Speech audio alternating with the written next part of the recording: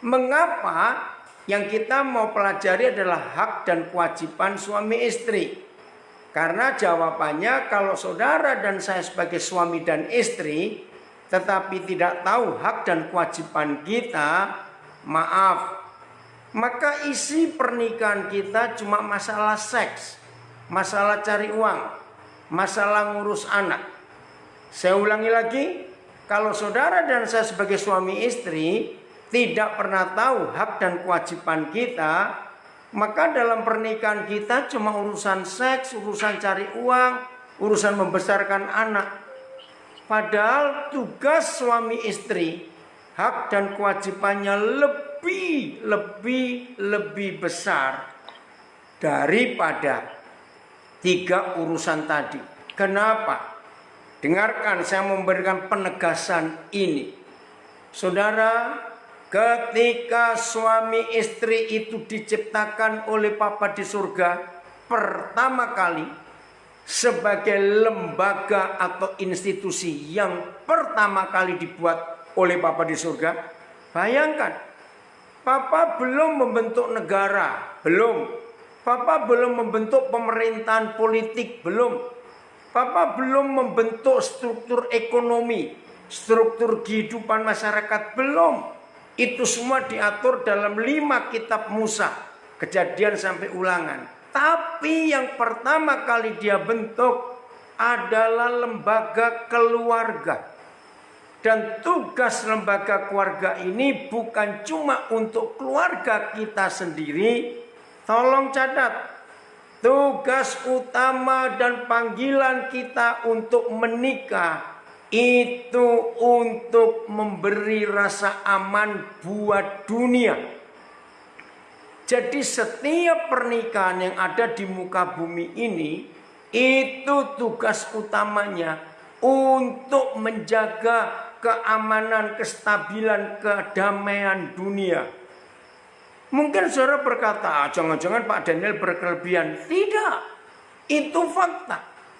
Saudara, tanggung jawab kita sebagai suami istri dan terbentuklah keluarga itu jauh lebih penting daripada tugas semua kepala negara di dunia. Kepala-kepala negara di dunia itu hanya ngurus negaranya dan rakyatnya sendiri. Tetapi tugas kita sebagai suami istri itu nggak cuma ngurus keluarga kita, tapi dampaknya itu ke dunia. Maka itu untuk merusak negara, maka setan pasti akan merusak keluarga. Saya ulangi, untuk merusak sebuah negara, yang setan rusak itu keluarga lebih dulu. Kenapa bisa begitu? Karena keluarga itu terdiri dari komunitas-komunitas, kelompok-kelompok kecil masyarakat. Nah, 100% komunitas-komunitas kecil itu, kelompok-kelompok kecil itu terdiri dari anak-anak, remaja, dan pemuda. Nah, anak-anak, remaja, dan pemuda itu pabriknya, saya berkata pabrik ya untuk memudahkan pengertian ini, adalah keluarga. Nah, bagaimana pabrik-pabrik itu akan memproduksi produk-produk yang mulia, yang indah, dan bermanfaat kalau pabriknya sendiri bobrok? Kalau pabriknya sendiri rusak, bagaimana bisa menghasilkan anak-anak yang hebat? Nah, ini tugas kita sebagai keluarga. Jadi kalau saudara dan saya, Tuhan bilang suruh menikah, itu bukan cuma untuk kita. Maka itu saya ulangi, tugas, hak, dan kewajiban suami istri bukan cuma masalah seks, masalah uang, dan masalah ngurus anak. Lebih daripada itu. Oke, saya mulai dengan konsep ini. Otoritas. Apa yang terjadi dengan dunia kalau tidak ada otoritas? Saudara bisa jawab lewat ngetik di Facebook, Instagram, di Zoom, silakan. Saya ulangi, apa yang terjadi dengan dunia ini kalau tidak ada otoritas? Betul tidak? Kacau, hancur, berantakan. Semua orang pada maunya sendiri. Itu kalau dunia nggak ada otoritas. Nah, otoritas itu pertama kali diberikan kepada siapa? Kepada keluarga. Oke, saya akan bacakan ayat-ayat ini supaya mulai hari ini kita mengerti betul-betul apa yang Tuhan ingin atas kehidupan kita. Semua kita pasti tahu Kejadian 1 ayat 26. Tapi mari kita hari ini mengenal, apalagi dengan tema yang saudara pilih, hak dan kewajiban suami istri. Oke. Kejadian 1 ayat 26. Berfirmanlah Tuhan, baiklah kita. Maaf kalau saudara nanti mau tanya lebih jelas, mudah-mudahan waktunya ada. Karena nanti waktu jam 19.45 itu saya harus keluar, ya, WIB ya.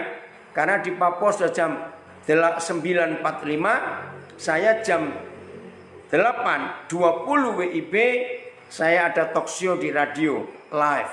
Jadi saya harus keluar. Nah, mudah-mudahan nanti ada waktu untuk kita diskusi. Tapi perhatikan di kata kita. Dan ini huruf besar.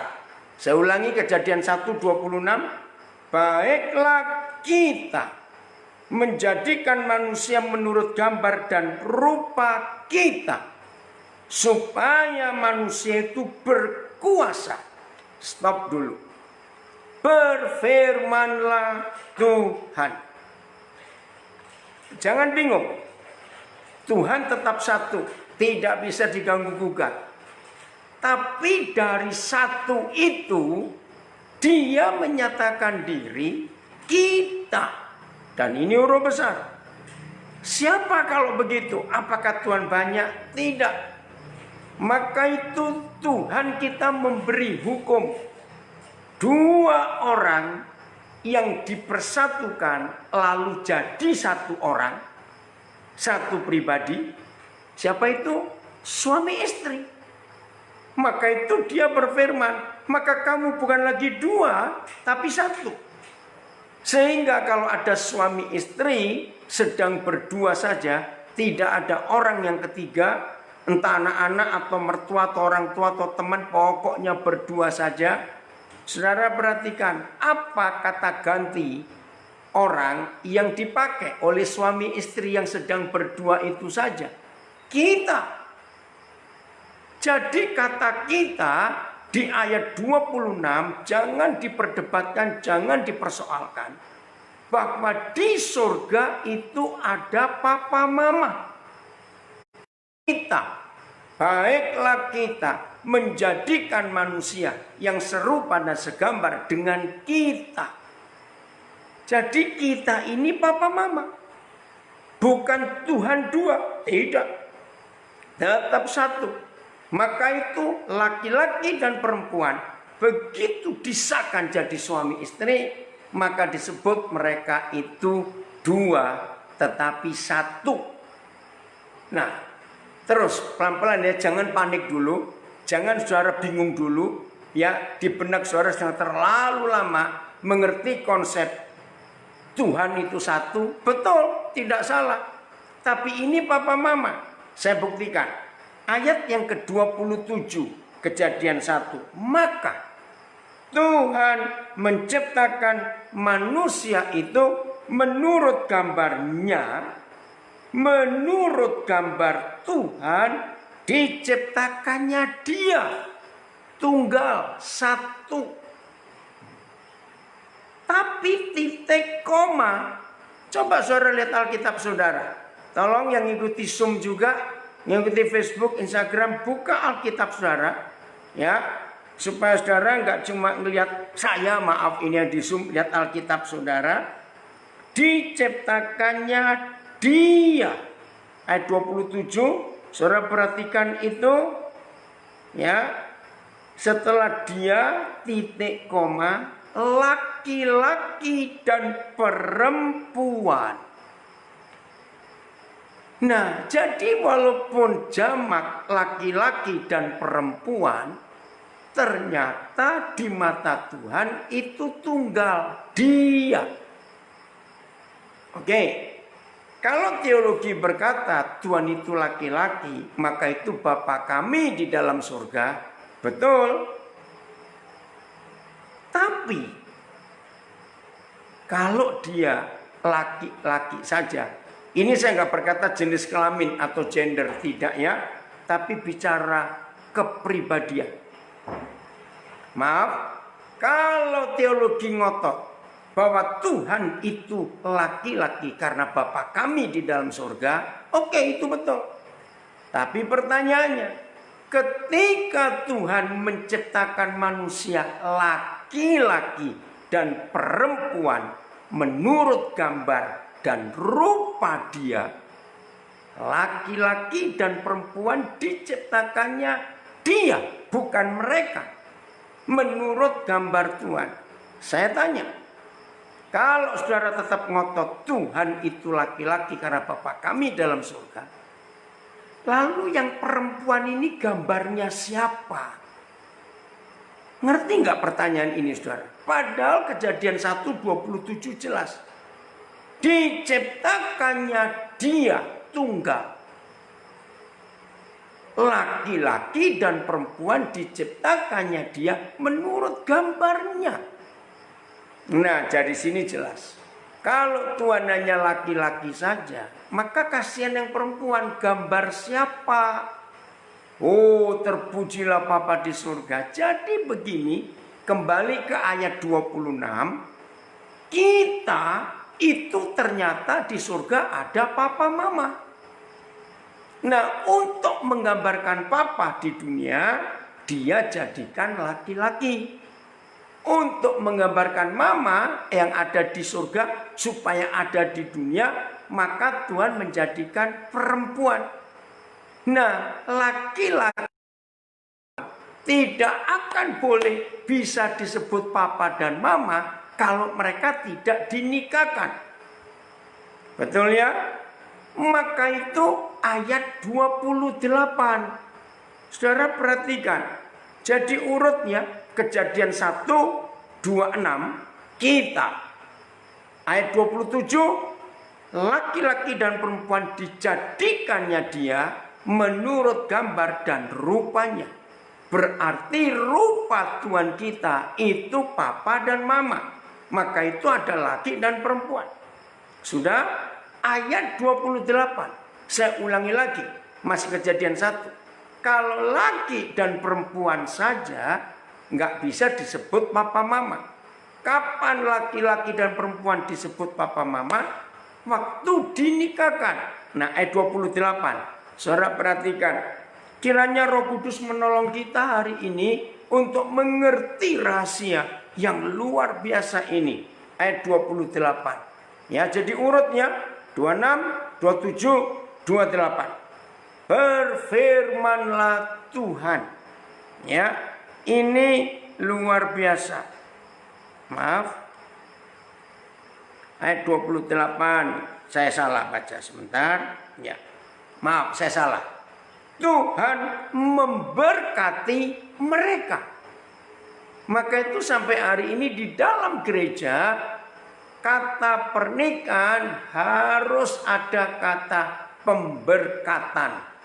Karena ini yang tertulis. Jadi ayat 26,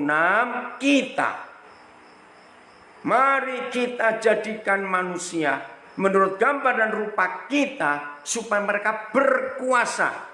Saya lupa tadi ya. Tolong garis bawahi kata supaya manusia itu berkuasa. Berkuasa seperti siapa? Seperti kita, kata Tuhan. Nah, kata kuasa itu otoritas yang diberikan. Lalu ayat 26, ayat 27, Tuhan menjadikan manusia itu laki-laki dan perempuan menurut gambar dan rupanya. Berarti kata kita itu adalah papa mama. Nah, begitu laki dan perempuan sudah diciptakan supaya mereka menjadi papa mama, maka ada ayat 28. Tuhan memberkati. Saudara cari berapa terjemahan, maka saudara akan ketemu kata Tuhan melantik mereka. Loh, kenapa harus ada pelantikan? Karena untuk menerima kuasa di ayat 26, untuk menerima otoritas. Maka itu ada pelantikan. Nah, setiap pelantikan dari orang-orang yang terpilih sebagai pejabat, ya, kalau ada pelantikan setelah pilkada, setelah pemilu, pemenangnya sah lalu dilantik. Nah, saudara perhatikan, untuk pelantikan, menerima mandat rakyat, menerima otoritas untuk memerintah, harus ada saksi. Betul tidak? Nah, ternyata di Maleakhi 2 ayat 14, saudara perhatikan, Maleakhi 2 ayat 14, itulah satu-satunya ayat dalam yang memberitahu kita kapan Bapa di surga hadir di hidup kita untuk menjadi saksi. Saudara, ada ratusan ayat yang berkata Tuhan hadir memberkati, Tuhan hadir menyertai, Tuhan hadir menyembuhkan, Tuhan hadir berperang ganti mereka, Tuhan hadir melindungi. Banyak. Tapi hanya satu kali saja yang Maha Besar, yang Maha Kudus hadir menjadi saksi. Itu Maleakhi 2:14, yaitu ketika kita menikah. Saya kaget, saudara. Jadi penjelasan Kejadian 1 ayat 26, 27, 28 itu ternyata diterangkan oleh Maleakhi 2:14. Maka itu pernikahan ini penting untuk menggambarkan ada pemerintahan surga di dunia. Maka itu tidak ada institusi lain, lembaga lain yang ditanya dan dikatakan pakai kalimat ini. Seperti surga atau seperti neraka? Itu orang bertanya apa? Keluarga kita. Tidak ada pasar atau mall atau apa. Kok kayak neraka? Kok nggak seperti surga? Pasar, pemerintahan, ya, bisnis, PT, CV, ya, apa saja, nggak ada yang bisa disebutkan seperti surga atau seperti neraka. Satu-satunya institusi yang disebutkan dengan pertanyaan seperti surga atau seperti neraka, itu hanya keluarga. Kalau masyarakat umum saja mengerti dan mengetahui yang mewakili surga dan mewakili neraka di dunia ini, itu adalah satu lembaga, yaitu keluarga. Keluarga yang harmonis, keluarga yang benar, keluarga yang diberkati Tuhan, pasti mewakili surga di dunia. Tapi keluarga yang kacau balau, itu pasti mewakili neraka. Betul tidak, saudara? Ini yang kita harus pelajari dalam hidup kita. Maka itu ayat 28 Kejadian 1, ini dahsyat sekali.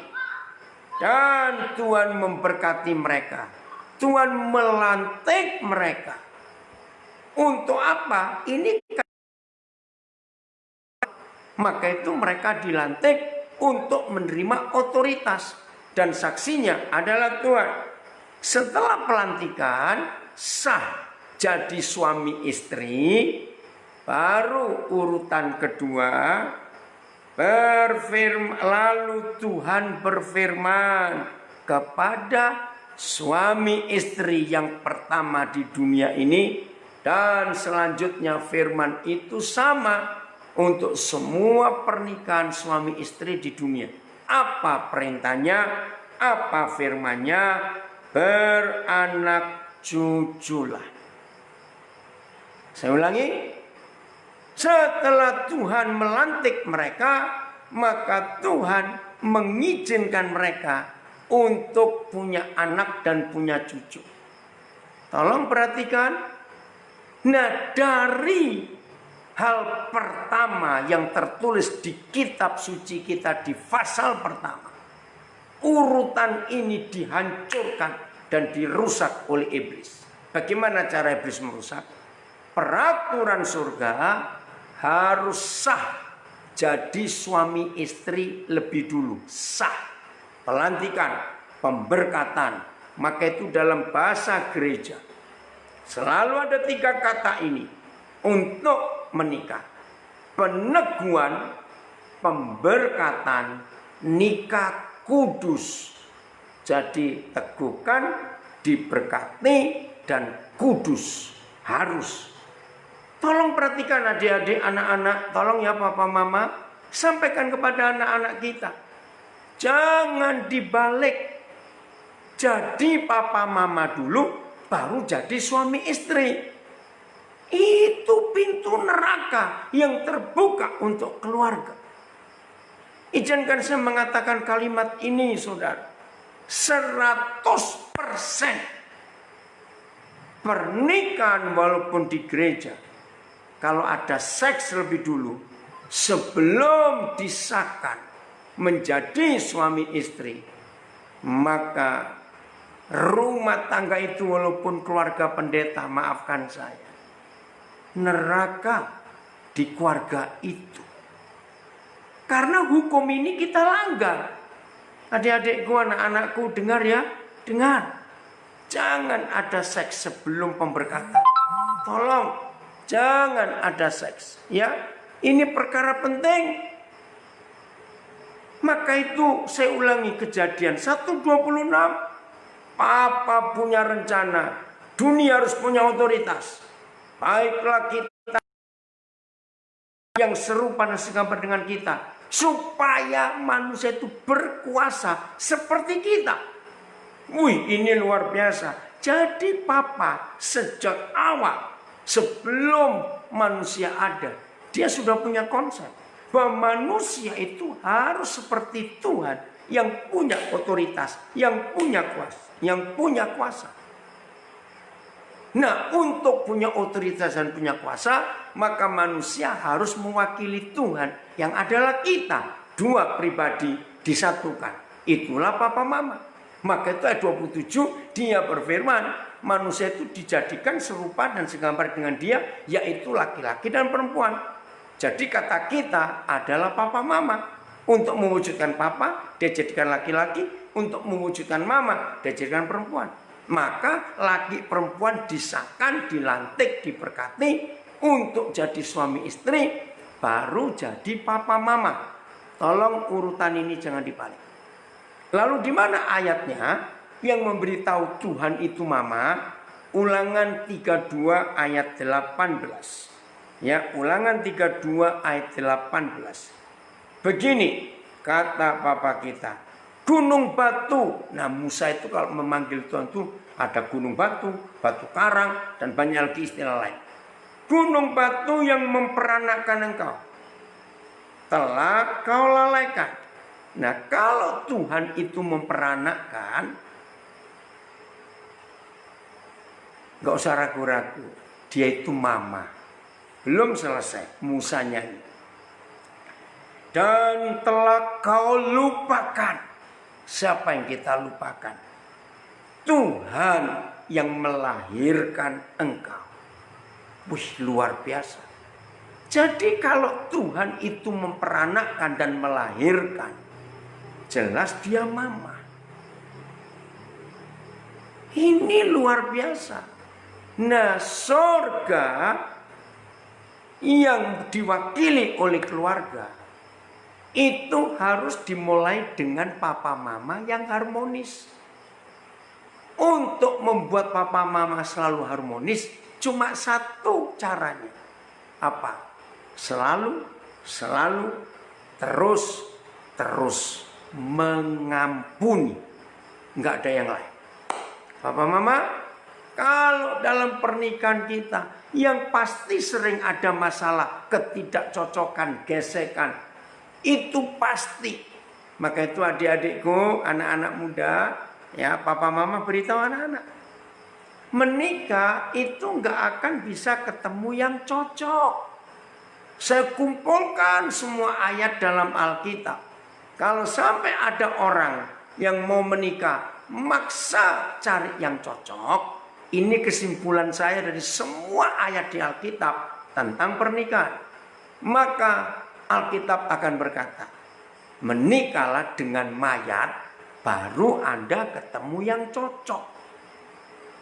Maka itu sepanjang hidup pernikahan kita, gesekan, salah paham, salah dengar, salah ngerti, salah lihat, salah bicara, itu pasti ada. Maka itu untuk keluarga kita masing-masing tetap mewakili surga, bisa mewakili surga, maka di dalam keluarga dan hidup pernikahan kita, kita harus selalu dan selalu dan selalu dan terus dan terus dan terus mengampuni. Ini luar biasa, saudara. Maka itu kalau ada pengampunan dalam hidup suami kepada istrinya, kalau ada pengampunan dalam hidup istri terhadap suaminya, surga di dunia. Sesalah apapun juga ampuni, sebagaimana Bapa di surga mengampuni kita. Maka surga ada di keluarga kita. Maka itu Malayaki 12. Ya, catat. Ada jutaan judul buku di dunia. Jutaan, saya nggak tahu berapa. Saudara, tapi hanya ada satu buku yang namanya Alkitab, yang di dalamnya ada sebuah pernyataan yang tidak akan bisa kita temukan di buku manapun juga. Begini pernyataannya. Sebab aku Yahweh Tuhan membenci perceraian. Jadi dia nggak cuma nggak suka orang bercerai, benci, saudara. Wih, tegas sekali. Catat yang belum tahu, Malayaki 2:16. Pertanyaannya, kenapa dia benci perceraian? Jawabannya setelah kita tahu Kejadian 1:26 sampai 28. Siap berkorban, betul. Suami istri yang bercerai itu merusak struktur surga di dunia. Maka itu kiamat buat anak-anak. Bukan kalau papa mama nggak ada makanan berhari-hari. Bukan karena tsunami, gunung meletus, banjir, gempa bumi. Bukan. Satu-satunya kiamat buat anak-anak, kalau suatu hari anak-anak mendengar pertanyaan dari yang melahirkan mereka, yaitu papa mama. Begini pertanyaannya, anak-anak kalian milih, mau ikut mama atau ikut papa? Hancur, saudara, hancur saat itu juga. Anak-anak akan menderita seumur hidup kalau papa mamanya bercerai. Dan itu usaha setan menciptakan neraka di dunia, yaitu ketika suami istri dicuri harta yang paling penting dalam rumah tangga. Bukan uang, bukan berlian, bukan deposito, bukan apa-apa. Harta yang paling penting di dalam pernikahan kita, tolong catat, mengampuni. Tidak ada harta yang lebih mulia daripada pengampunan. Maka itu iblis sangat berhasil dan sudah berhasil membuat bumi jadi seperti neraka. Padahal permintaan Tuhan Yesus, Bapa kami yang dalam surga, dikuduskanlah namamu, datanglah kerajaanmu, jadilah kehendakmu, supaya bumi jadi seperti surga. Itu permintaan. Iblis merusak. Dan mereka berhasil membuat bumi jadi seperti neraka. Karena mereka masuk ke keluarga kita. Ketika kita suami istri tidak mengampuni. Jangan bilang berat mengampuni, tidak. Selalu membandingkan dengan Tuhan. Maka itu Matius 18 ayat 21 sampai 35, mengampuni itu hanya karena satu alasan. Sejahat-jahatnya suami kepada istrinya, istri kepada suaminya, sejahat-jahatnya orang lain terhadap kita, tolong catat, selalu lebih jahat perbuatan kita kepada Tuhan. Maka itu perbuatan kita kepada Tuhan begitu sadis. Begitu kita datang mengaku dosa, Dia mengampuni. 1 Yohanes 1:9. Tuhan itu setia dan adil. Kalau kita datang mengaku dosa kita, maka Dia mengampuni kita dan menyucikan kita dari yang jahat. Itu Bapa. Maka seperti itu kita buat terhadap suami istri dan kepada sesama kita. Selalu mengampuni. Maka itu saya ulang-ulang. Terus, terus, terus, dan terus. Selalu, selalu, selalu, dan selalu mengampuni. Tidak bisa ditawar. Sesalah apapun pasangan kita, ampuni dan ampuni. Maka kalau kita mau mengampuni, tidak ada perceraian, tidak ada. Puji Tuhan untuk itu semuanya. Nah, otoritas itu akan terambil dari pernikahan kita ketika kita tidak mengampuni.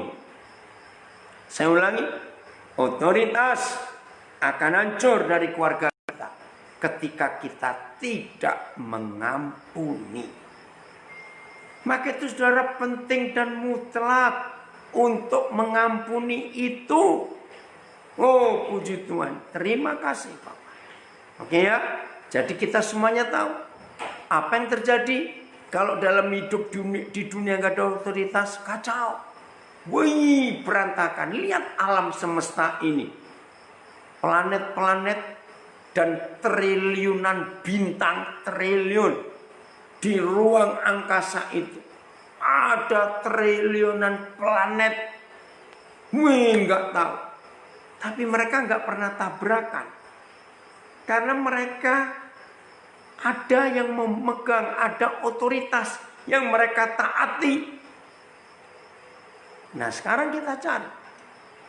Kepada siapa otoritas itu turun dari yang otoritas? Jadi dari Papa, dulu saya mikir, otoritas itu kepada pemerintah. Ternyata tidak. Bukan kepada presiden, bukan pada perdana menteri, bukan kepada raja. Lalu kepada siapa? Mari kita buka. 1 Korintus 11 ayat 3. 1 Korintus 11 ayat yang ketiga. Kata Tuhan. Nah, kita belajar tentang otoritas. Inilah peranan dan hak kewajiban suami istri. 1 Korintus 11 ayat 3. Tetapi aku mau, ya, supaya kamu mengetahui hal ini. Hal apa, saudara? Penting sekali. Yaitu kepala dari tiap-tiap suami. Saudara perhatikan, mengapa yang disebut itu suami duluan? Aneh, tapi ini rahasianya. Kepala dari tiap-tiap suami ialah Kristus. Setelah suami disebut, lihat, ini cara Papa bicara kepada kita manusia. Dan kepala dari istri ialah suami. Dan kepala dari Kristus ialah Tuhan, Papa di surga. Saudara, jangan bilang kok salah penulisannya, tidak. Oke, sekarang saya susun secara benar ya, dari bawah. Kepala pertama adalah Papa di surga, pencipta alam semesta. Dari Papa dia turunkan kepada Tuhan Yesus. Wah, hebat. Nah, dari Tuhan Yesus ini turun kepada suami. Berarti otoritas itu dipegang oleh kepala. Maka itu saudara, hanya Alkitab. Tolong catat. Hanya Alkitab. Satu-satunya buku yang menulis begini. Begitu seorang laki-laki menikah, maka dia potong badan, tinggal kepalanya. Seorang gadis menikah, dia potong kepala, tinggal badannya. Maka begitu pelantikan terjadi, seorang laki-laki yang hanya kepala, dia berpangkat suami. Dan seorang gadis yang sudah dipotong kepalanya, tinggal badannya, berpangkat istri. Ini pangkat, ya, bukan cuma status, pangkat. Nah, sampai hari ini saudara, disebut pemegang otoritas itu karena ada namanya. Mari saya buktikan, ya. Saudara ambil pas foto kita masing-masing, suami-suami ya, papa-papa, ambil, ya, pas foto. Terus potong di bagian kepala. Jadi pas foto itu tinggal badannya saja, nggak ada kepalanya. Pertanyaannya, istri kita, anak-anak kita, teman-teman baik kita bisa tahu nggak ini fotonya siapa kalau nggak ada kepalanya? Jawabannya nggak tahu. Nah, apa itu buktinya? Berarti yang punya otoritas itu kepala. Maka itu ketika sebuah foto dipotong bagian kepala, orang nggak akan tahu ini fotonya siapa. Wah, ini luar biasa ilustrasi ini, saudara. Nah, sekarang kita lihat bukti. Apa yang terjadi kepada keluarga-keluarga yang tidak ada otoritas? Jawabannya kacau. Termasuk anak-anak dalam keluarga itu pasti kacau. Nah, kembali tadi bagian pertama, kalau anak-anak itu kacau hidupnya dan anak-anak itu membentuk komunitas di luar rumah dan gabungan komunitas itu membentuk negara dan gabungan negara-negara di dunia membentuk dunia. Bayangkan kalau pabriknya komunitas itu berantakan, maka produk pabrik itu juga berantakan. Nah, produk-produk berantakan tadi membentuk komunitas, membentuk masyarakat. Maka terjadilah masyarakat yang berantakan. Mau komunitas-komunitas berantakan, maka lahirlah negara berantakan. Nah, dengarkan.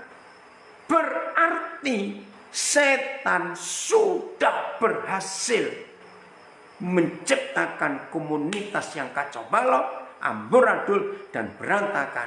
Karena dimulai dari papa mamanya yang di rumah amburadul, kacau, dan berantakan. Karena apa? Tidak mau mengampuni. Saling dendam.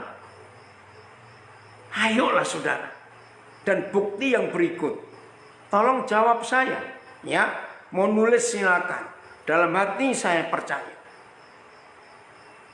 Antara suami istri yang kita lihat fakta, ya, antara suami istri yang kita lihat fakta, yang paling diincar dan dimusuhi dan dirusak oleh iblis, itu suami atau istri?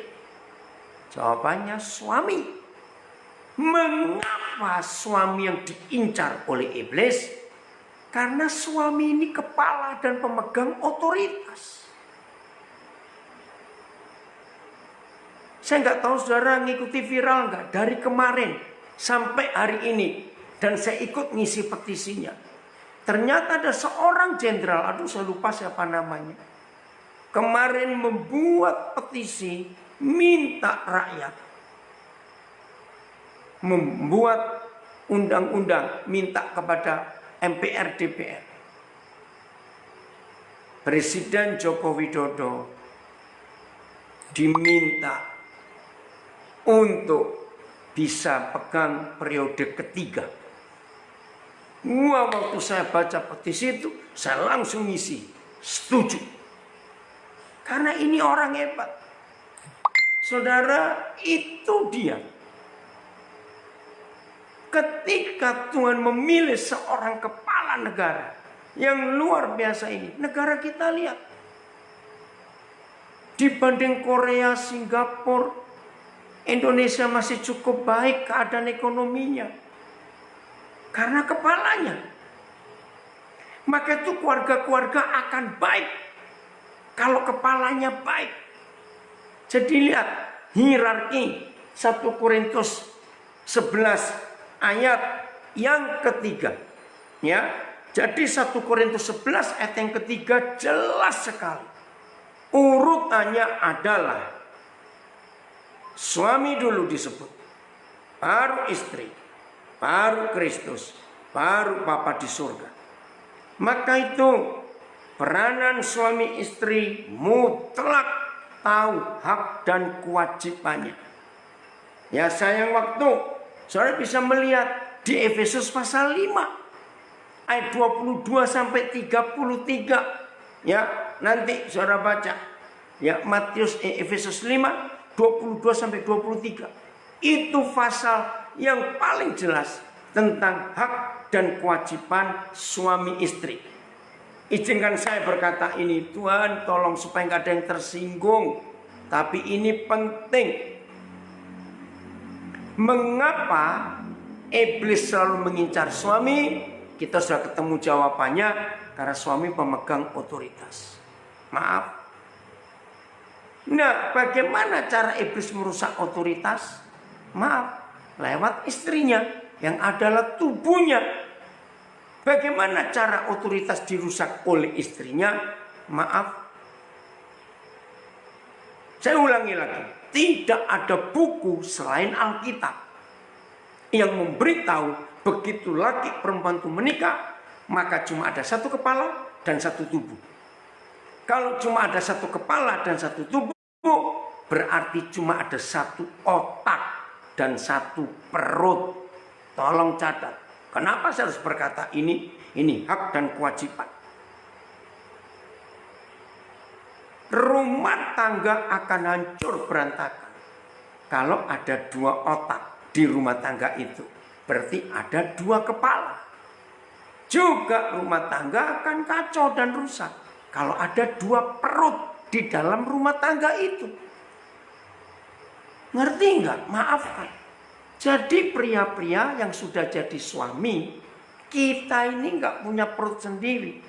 Artinya kalau selera makan kita sebelum menikah ini, tapi begitu kita sudah menikah, kita harus tanggalkan perut kita.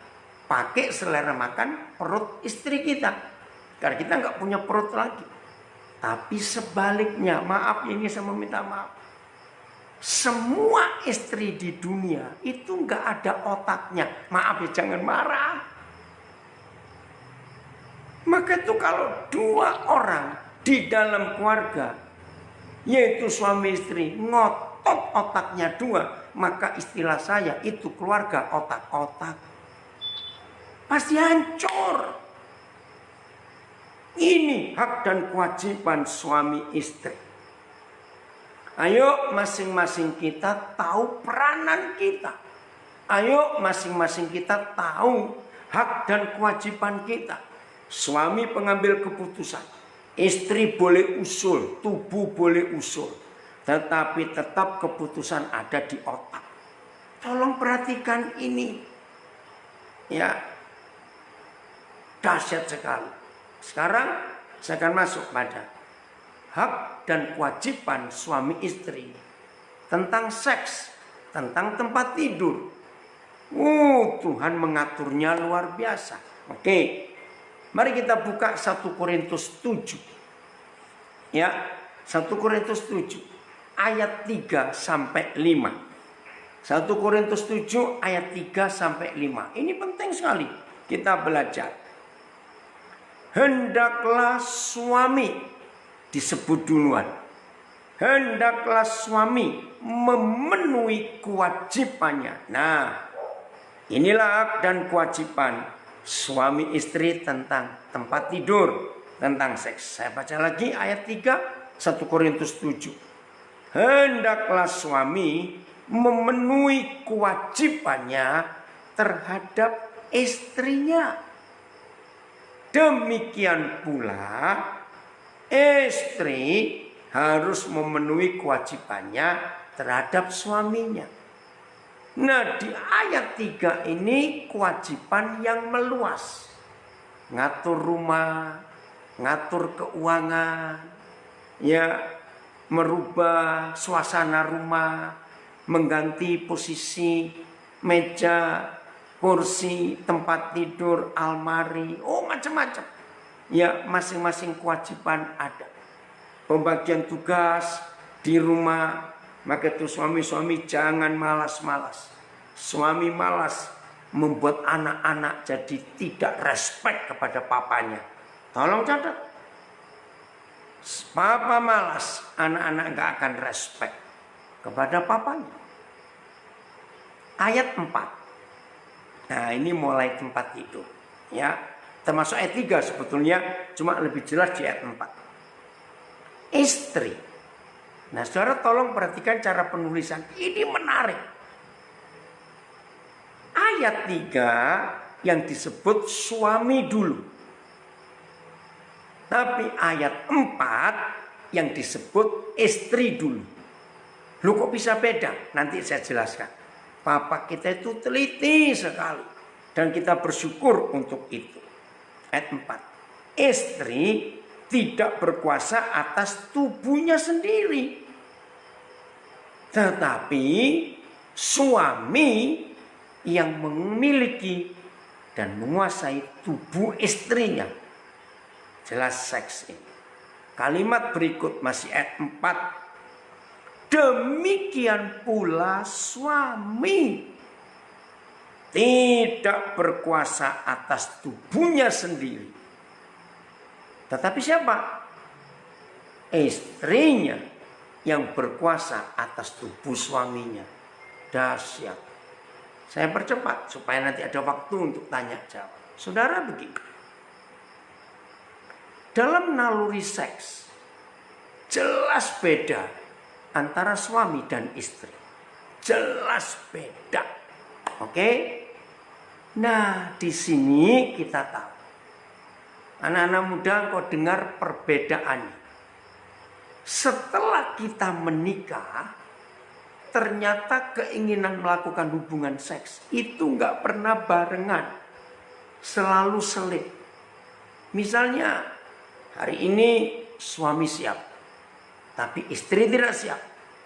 Kali berikut istri siap, tapi suami nggak siap. Nah, itu kalau sudah menikah. Nah, ini kurang ajarnya setan. Saya marah betul. Kenapa kalau lagi pacaran gila betul dua orang ini? Sama-sama siap terus. Awas kamu. Dalam nama Yesus. Ingat hukum Kejadian 1:28. Harus dilantik jadi suami istri dulu, baru boleh ada seks dalam nama Yesus. Nah, suami istri ini kewajiban dan hak kita. Istri punya hak. Maaf ya, saya pakai kalimat kata yang kurang bagus, tapi ini gampang. Istri punya hak, ya, untuk dinikmati oleh suaminya. Itu ayat 4. Hai istri, tubuhmu milik suamimu. Hai suami, tubuhmu milik istrimu. Itu ayat 4. Maka itu saya katakan, kenapa istri disebut dulu di ayat 4? Padahal ayat 3 suami disebut dulu.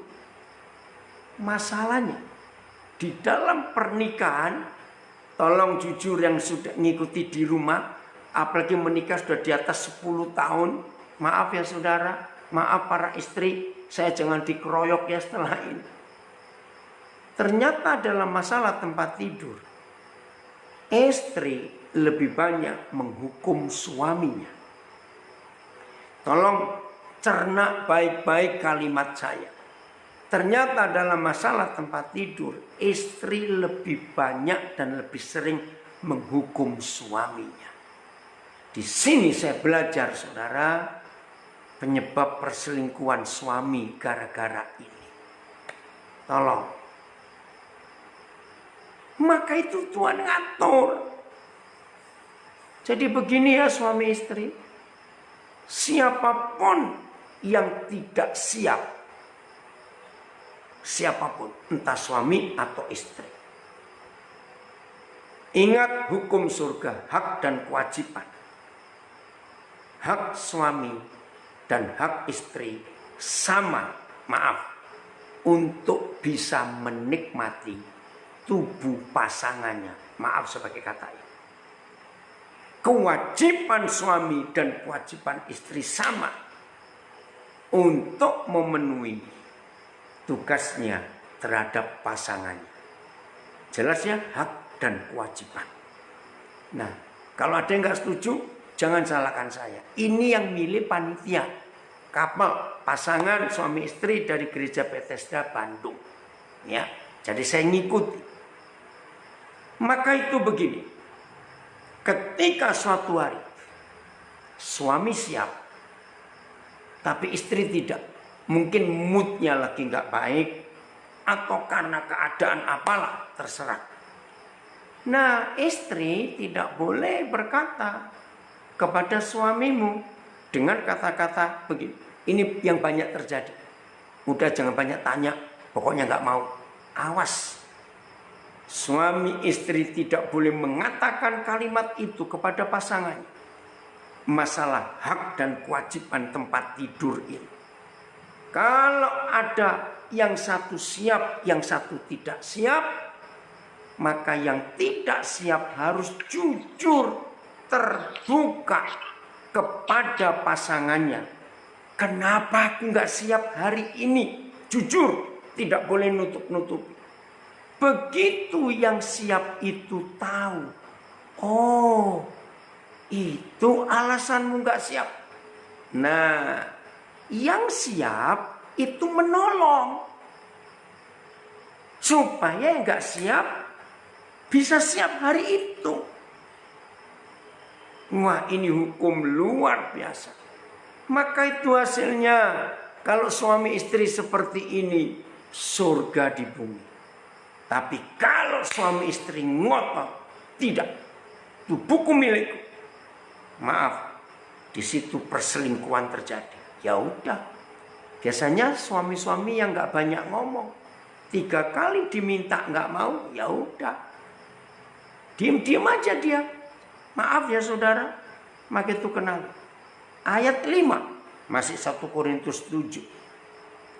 Janganlah kamu saling menjauhi, kecuali dengan persetujuan bersama untuk sementara waktu.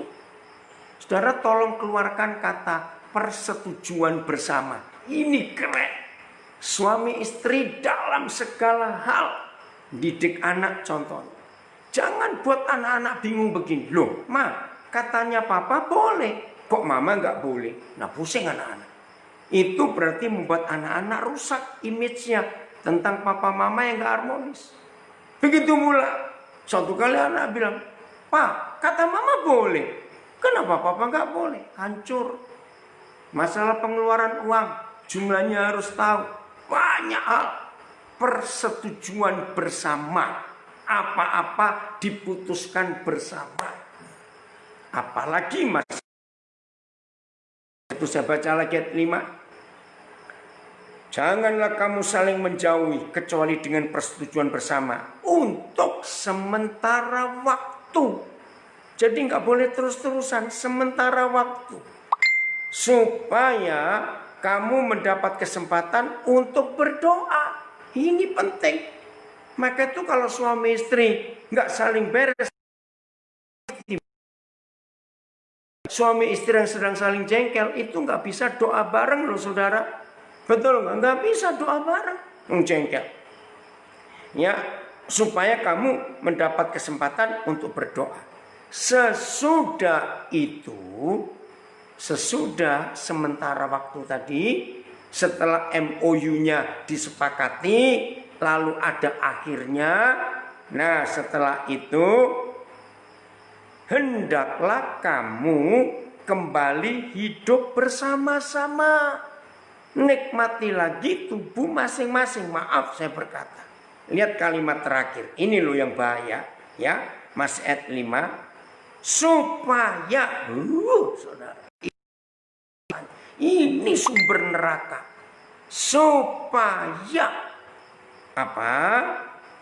Kunyuk satu itu. Saya berkata kunyuk. Ini penjahat besar ini. Supaya iblis jangan menggodai kamu. Karena kamu tidak tahan bertarak, tidak tahan untuk melakukan hubungan itu. Jangan. Inilah hak dan kewajiban suami istri dalam segala hal. Hai istri, tunduklah, bukan tanduklah suamimu. Hai suami, kasihlah istrimu. Jangan sakiti. Itu ada di Efesus 5. Jadi mulai hari ini saudara, aduh indah. Bumi jadi seperti surga. Kalau semua pernikahan, semua suami istri mentaati hubungan ini. Hak dan kewajibannya tahu. Maka suami istri akan bahagia. Dan surga turun ke bumi. Maka bumi jadi seperti surga. Luar biasa ini saudara. Keren ya. Ayo hari ini kita ambil putusan. Ayat terakhir. Kita semua masih ingat. Yohanes pasal 2. Ya. Tentang mukjizat yang pertama dari Tuhan Yesus anak Tuhan itu. Masih ingat ya? Yaitu di pernikahan. Nah saudara, ada ayat kunci untuk surga nyata di keluarga kita. Ya, karena Yohanes 2 ayat yang ke-15 saya akan baca. Ya, tapi ya, bukan itu yang saya terakhir. Begini, ayat 11, Yohanes 2 ayat 11. Hal itu dibuat Yesus yang di Kana di Galilea sebagai yang pertama dari tanda-tandanya. Dan dengan itu, dengan menolong pernikahan keluarga harmonis, ia telah menyatakan kemuliaannya dan murid-muridnya percaya kepadanya. Dunia kan percaya kepada Yesus kalau pernikahan kita harmonis, pernikahan kita seperti surga di bumi, pernikahan kita menurut hukum Tuhan. Nah ayat 5, ini kuncinya. Tolong ya yang ikuti Zoom ini, pelajaran ini, sampaikan kepada rekan-rekan kita yang keluarganya berantakan. Ayat 5 Yohanes 2 itu kuncinya. Begini, tetapi Ibu Yesus berkata kepada pelayan-pelayan, apa yang dikatakan kepadamu? Apa yang Yesus katakan kepadamu? Lihat perintahnya, buatlah itu. Aman sudah. Saudara dan saya sebagai suami istri dan anak-anak ikuti perintah yang Tuhan Yesus katakan kepada kita. Maka rumah tangga kita selalu ada anggur baru yang menyegarkan, yang manis, yang buat bahagia. Ingat, apa saja yang Yesus katakan kepadamu, lakukan, buatlah itu. Maka rumah tangga kita jadi seperti surga, aman, harmonis, selalu mengampuni, dan mengampuni. Hak suami istri dan kewajiban suami istri dilakukan. Tuhan memberkati kita semuanya. Puji Tuhan.